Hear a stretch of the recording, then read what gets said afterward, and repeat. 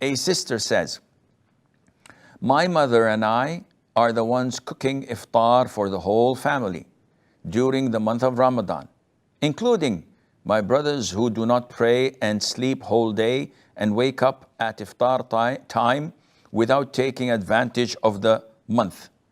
Do we still qualify to get the reward of cooking for them? The answer is yes.